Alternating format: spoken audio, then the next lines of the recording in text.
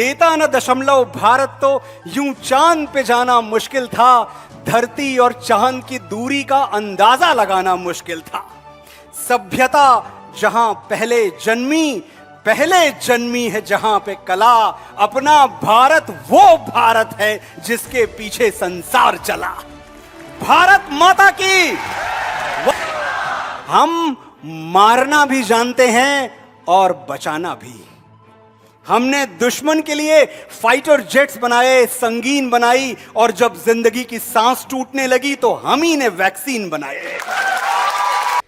जिसमें गिरती हैं सभी नदियां वो सिंधु हैं हम। सारी दुनिया को वतन कहते हैं, हिंदू हैं हम। अयम निजः परो वेति गणना लघुचेत साम। उदार चरिता नामता वसुधैव कुटुंबकम। याद रखिएगा, हम छोटा नहीं सोचते। हम शांति का सवेरा हैं, मानवता के उजाले हैं। पहचानो हमें, हम भारत वाले हैं। मैं उस भारत से आता हूं जिसके होठों पे गंगा और हाथों में तिरंगा है। मैं उस भारत से आता हूं जिसके होठों पे गंगा और हाथों में तिरंगा है। मैं उस भारत से आता हूं जो कभी सत्यम शिवम सुंदरम, कभी वंदे मातरम, और कभी पंजाब सिंध गुजरात मराठा द्राविड़ उत्कल बंगा है। यह परिचय है आपका। और देखिए, राष्ट्रगान की याद आ गई हमें। सिर्फ 52 सेकंड का राष्ट्रगान होता है, लेकिन जिन बुद्धिजीवियों की मैं बात कर रहा था उन्होंने बार बार यह सवाल उठाया कि भाई थिएटर में हमें मजबूर क्यों किया जाता है कि जब नेशनल एंथम आए तो आप खड़े हो जाओ, हमें नहीं खड़े होना। यह हमारे फंडामेंटल राइट पे कुठारा घात है। इतने बड़े बड़े शब्द बोले गए इस देश में। 52 सेकंड खड़े होने के लिए इतनी ऐतराज, इतनी आपत्तियां। और ये वही लोग हैं जो उसी थिएटर में समोसे के लाइन में आधे घंटे खड़े रहते हैं। 52 सेकंड खड़े होने में तुमको हैं ऐतराज बड़े। 52 सेकंड खड़े होने में तुमको हैं ऐतराज बड़े। सियाचिन की सरहद पर कोई बर्फ हो गया खड़े खड़े।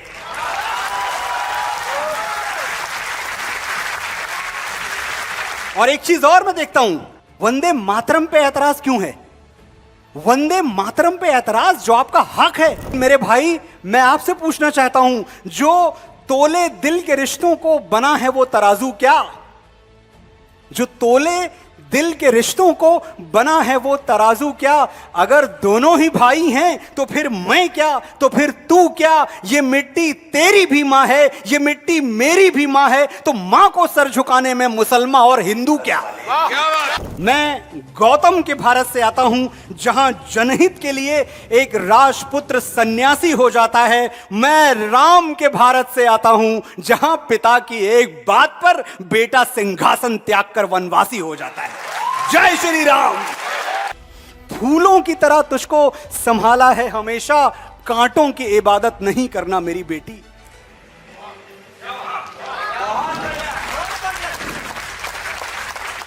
फूलों की तरह तुझको संभाला है हमेशा, कांटों की इबादत नहीं करना मेरी बेटी। 35 टुकड़े होके पहुंच जाए जो फ्रिज में, तू ऐसी मोहब्बत नहीं करना मेरी बेटी।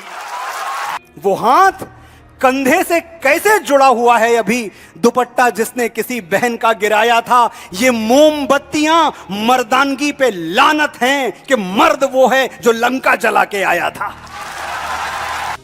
1931 सरदार भगत सिंह को फांसी का हुक्म सुनाया जा चुका है। लाहौर सेंट्रल जेल की बात है। एक दिन 2 अंग्रेज ऑफिसर्स मिलने आते हैं उनसे। रॉबर्ट और बार्कर नाम था उनका। कहते हैं भगत, सिर्फ एक अपॉलॉजी लेटर लिख दो, एक माफीनामा लिख दो, हम तुम्हें माफ कर देंगे। हम भूल जाएंगे कि तुमने क्या क्या किया है। तुमने सैंडर्स को मारा, असेंबली हॉल में बम फेंका, सब भूल जाएंगे हम। बस एक चिट्ठी तो लिखनी है। झुक जाओ भगत, झुक जाओ। सरदार भगत सिंह ने कुछ कहा नहीं, बस मुस्कुरा कर रॉबर्ट और बार्कर की ओर देखते रहे। लेकिन पाजी, उनकी मुस्कुराहट कह रही थी, क्या कह रही थी? कि तेरी हैवानियत की है तो बस औकात इतनी है, बहाकर बेगुनाहों का लहू इतराना आता है। तेरी हैवानियत की है तो बस औकात इतनी है, बहाकर बेगुनाहों का लहू इतराना आता है। गुरूरे बेखबर ये बात तुझको कौन समझाए, वो सर झुक ही नहीं सकता जिसे कट जाना आता है।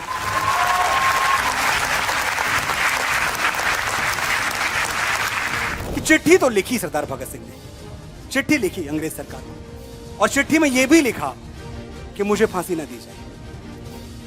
सचमुच ये चिट्ठी में सरदार भगत सिंह ने लिखा था कि मैं अंग्रेज सरकार से गुजारिश करता हूं कि मुझे फांसी ना दी जाए, क्योंकि फांसी अपराधियों को दी जाती है, मैं क्रांतिकारी हूं, मुझे भरे चौराहे पर गोली से उड़ा दिया जाए।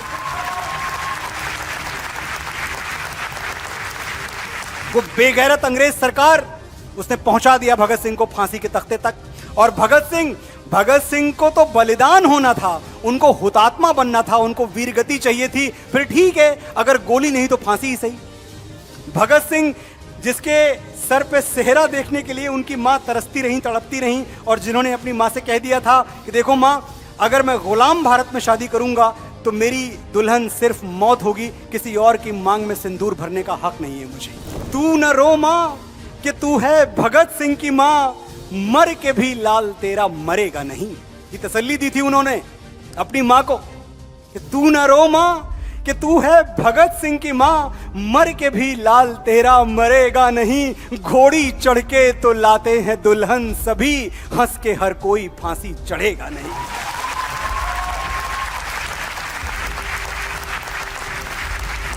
सरदार भगत सिंह ने जब फांसी का फंदा देखा तो ऐसी दीवानगी से फांसी का फंदा चूमा है जैसे मेहंदी से रचे हुए अपनी दुल्हन के हाथ चूम रहे हो।